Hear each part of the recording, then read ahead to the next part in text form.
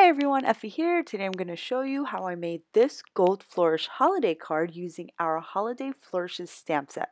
So I started off by arranging these flourishes on an acrylic block, and then I'm just going to prep my A2 size card panel with some anti-static powder tool because I'm going to be doing some heat embossing. So I took that acrylic block with the pre-arranged flourishes, and I'm just going to stamp the flourishes in the two corners onto my card panel, and then I'm going to spoon on some gold glitter embossing powder, and then I'm going to hit the whole thing with my heat gun to melt all that powder to get this really beautiful gold metallic flourish look.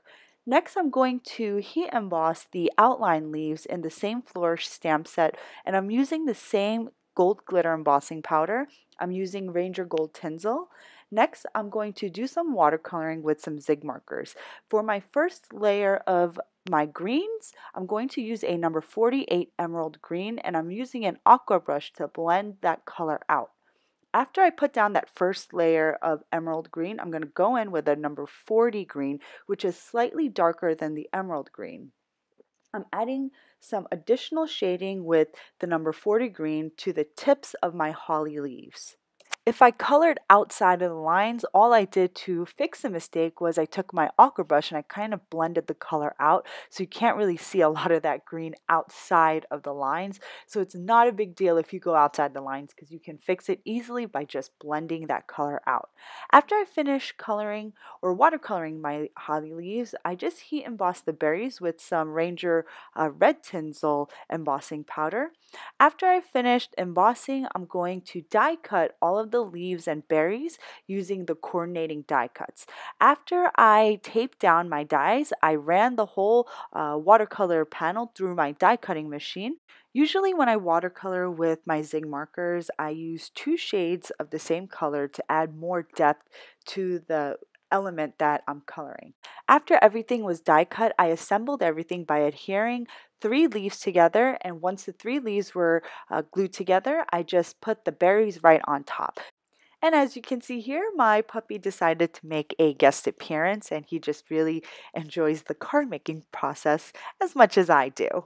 So after I finished assembling the holly and the leaves together, I blended some Caribbean turquoise dye ink to the opposite corners of my embossed card panel, and this is just going to add a nice blended interest onto the card, because if you don't do the blending, there's just a little too much white space. So after I finished blending with my stencil brushes, I just smushed on some white Hampton pigmenting onto an acrylic block, and I flicked on that liquefied ink onto my card panel where the blending is, and this is just going to add additional interest with the white splat. After I put the white splatters on both corners, I actually decided to add additional gold splatters to the panel because I wanted there to be a little bit more gold to the card. And if you know me, I love my gold. So I had my Finetec watercolor paints, and I decided to use the gold watercolor to add just some more gold flecks, and I really loved how this came out because there's just more metallic, more shine to the card. So I hope you like this additional step. That was a new improvised step that I added to my card. Next, I used the banner from our Thankful Cornucopia set. I embossed that in the same gold glitter embossing powder, and I stamped the sentiment, which is from our Christmas Poinsettia set.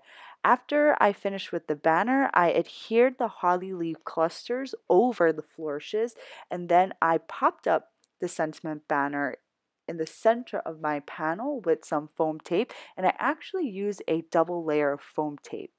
Before I adhered down the banner and the holly leaf clusters, I actually added stitching to the entire panel using the largest die from our rectangular double stitch dies. So once I adhered the blended panel onto a side folding A2 size card base, I just started putting down some dewdrops in both sizes onto the card panel. As I glued the dewdrops down with some Ranger Multi Matte Medium, I went in the same kind of wavy direction direction that the flourishes were in, so there was some continuity to the card.